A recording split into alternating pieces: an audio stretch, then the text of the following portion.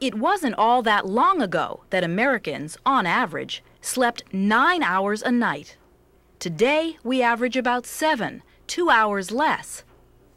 But according to sleep researchers, that doesn't mean we need 2 hours less. On average, humans need the full 8 hours. David Dinges is an expert on sleep disorders at the University of Pennsylvania. One might fairly ask, what is the purpose of all that time offline from your outside world? The answer is no one's really sure.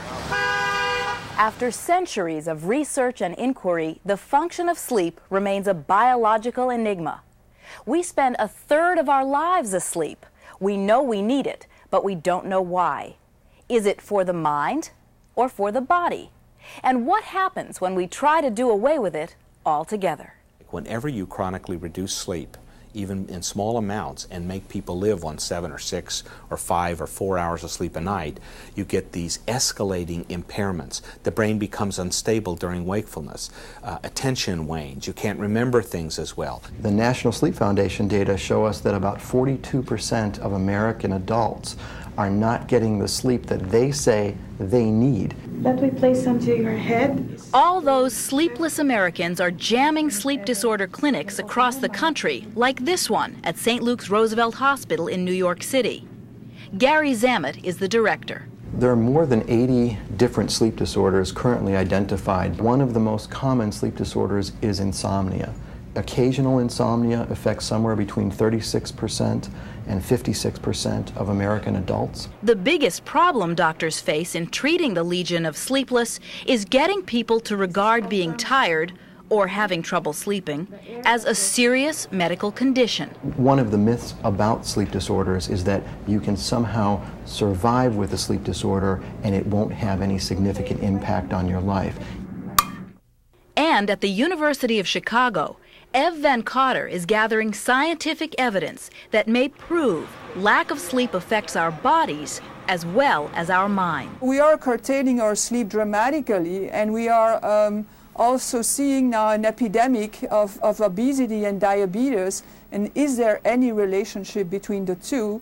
In a recent study reported in The Lancet, Van Cotter looked at the effects of limited sleep on a group of healthy young men. After 4 hours of sleep or per night for 6 days, they were essentially in a pre-diabetic state. For me, it was really an alarm bell. Inadequate sleep has also been linked to hypertension and a weakened immune system.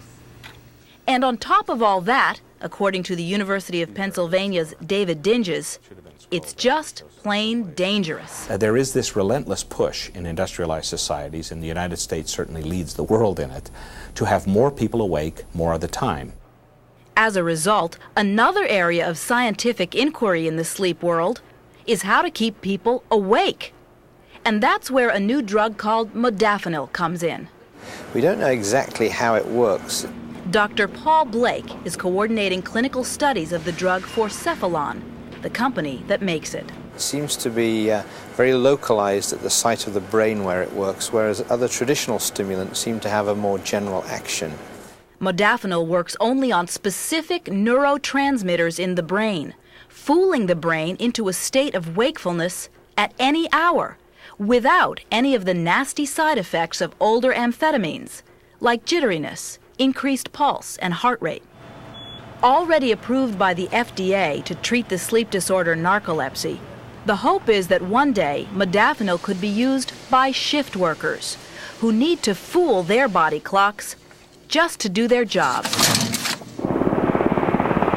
Modafinil has also caught the attention of the United States military.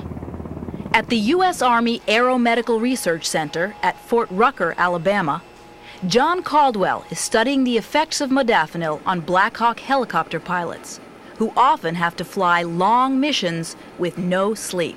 While they were on the drug, then their behavior was almost at the same level as it was when they were well rested, despite the fact that they had been awake for 24, 30, 35 hours. But what if we didn't need to sleep at all? Or, like our mammal cousins, the killer whales, we were able to sleep with 1/2 of our brain at a time. At SeaWorld in San Diego, UCLA researcher Oleg Lyman is studying the sleep patterns of Nakai, the baby killer whale, and his mother, Kasatka. They'll sleep with the right brain, and then they'll sleep with the left side of the brain. And they never sleep with both sides at the same time. Jerry Siegel oversees Oleg Lyman's work.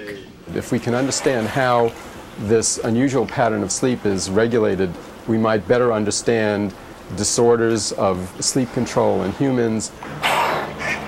What human mother wouldn't love to get a good night's sleep, while at the same time keeping one watchful eye on her baby, up playing in the middle of the night?